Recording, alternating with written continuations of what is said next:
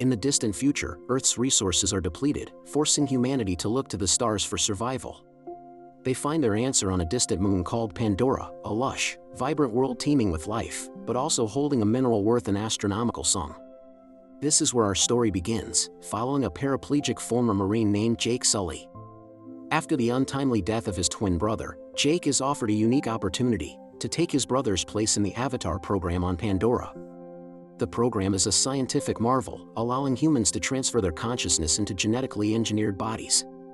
These avatars are hybrids, blending human DNA with that of Pandora's indigenous population, the Nasics. For Jake, this is more than just a job, it's a chance to walk again. Strapped into a machine, he closes his eyes as a human and opens them in a new world, inside a 10-foot-tall, blue-skinned body with a tail. The sensation is overwhelming. He takes his first steps in his new form, feeling the strength in his limbs, a freedom he thought he had lost forever. His initial joy is reckless, and he quickly finds himself separated from his team and lost in the dense, bioluminescent jungle of Pandora. As night falls, the forest transforms into a beautiful but perilous landscape. Strange and dangerous creatures emerge from the shadows, and Jake is hopelessly outmatched. Just as a pack of wolf-like viper wolves is about to close in, a figure appears. It is Neytiri, a Nasik's warrior princess, who reluctantly saves him. She sees him as just another sky person, one of the humans who have come to destroy her home. But there is something different about Jake, and a sign from Iowa, the Nasik's deity, convinces her to bring him to her people. Jake is brought to Home Tree, the massive, ancient tree that serves as the home for Neytiri's clan, the Omaticaya. He is an outsider, an alien in their eyes, and his presence is met with suspicion and hostility. Meanwhile, back at the human base known as Hell's Gate, Jake reports to Colonel Miles Quaritch, the head of security. Quaritch is a ruthless military man who sees Pandora not as a world to be studied, but as a resource to be plundered. He offers Jake a deal. In exchange for gathering intelligence on the Nasics and their weaknesses, Quaritch will ensure Jake gets the expensive surgery to restore his human legs. Jake, desperate for a return to his old life, agrees. So begins Jake's double life. By day, in his avatar body, he learns the ways of the Omaticaya under Neytiri's tutelage. By night, in his human form, he reports his findings back to Quaritch. Neytiri teaches him how to move through the forest, how to hunt with a bow, and how to speak their language. She shows him the delicate balance of their ecosystem, where every plant and creature is connected.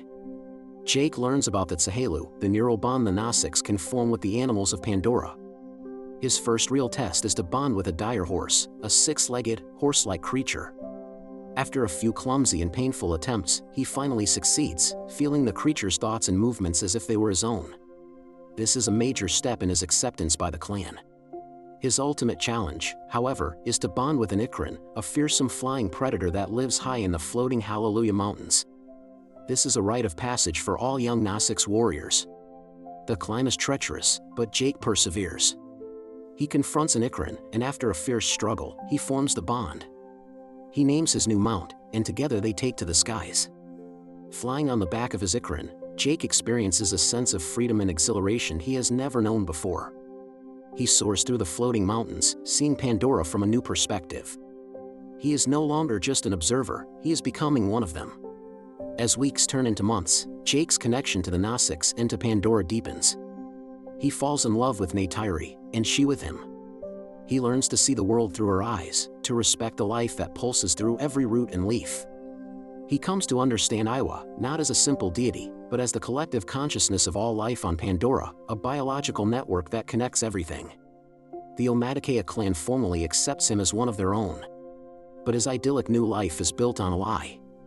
He is still a spy for the humans, and the information he has provided is being used to plan an attack on Home Tree. The reason for the conflict is unobtainium, the precious mineral that lies in vast quantities directly beneath Home Tree. The RDA, the corporation funding the mission, will stop at nothing to get it. When Jake tries to negotiate with the clan, to convince them to leave, he is forced to confess his original mission. The revelation is devastating. Neytiri feels betrayed, and the clan casts him out as a traitor. At the same time, Colonel Quaritch has lost patience. He sees Jake's change of heart as a betrayal and revokes his access to the Avatar program. From inside Hell's Gate, Jake can only watch in horror as Quaritch unleashes the full might of his military force.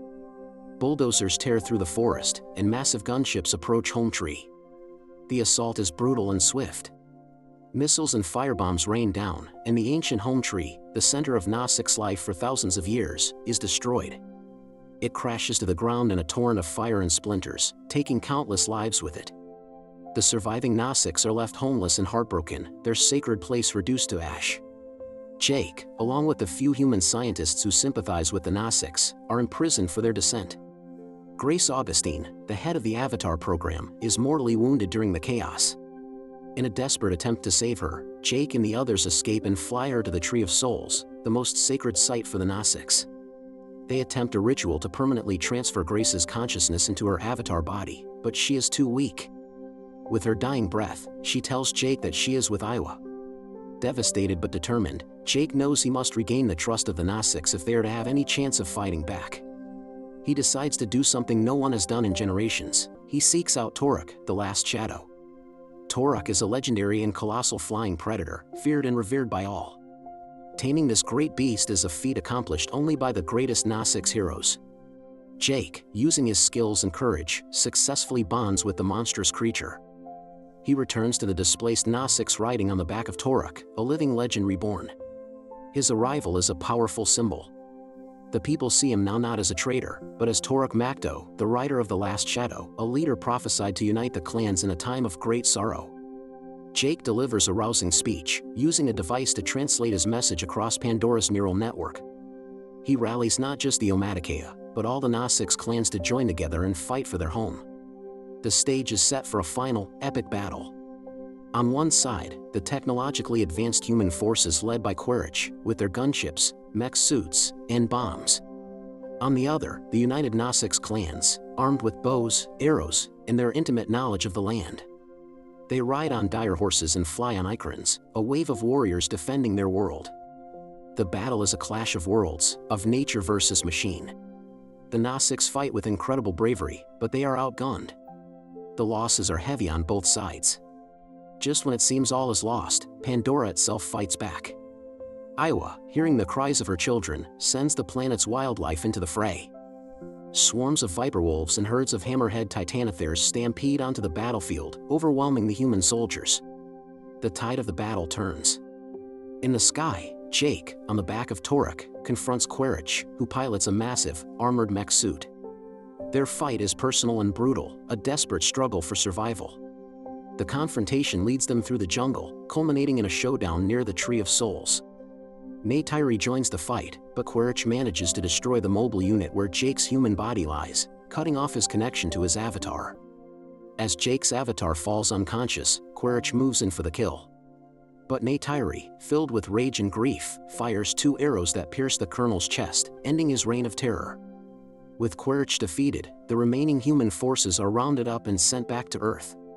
Jake is saved, his consciousness returning to his avatar body just in time. The war is over, and Pandora is safe, for now. In the end, Jake makes a final choice. He decides to leave his human body behind for good.